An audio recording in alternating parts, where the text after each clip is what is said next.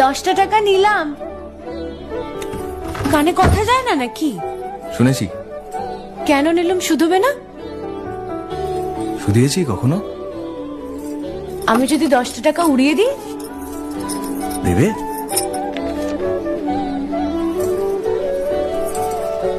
আমি তবে যাই। আমরা থিয়েটার দেখতে যাচ্ছি। তুমি কি শুনলে আমি কি বললাম? বড় জ্বালাচ্ছ ললিতা।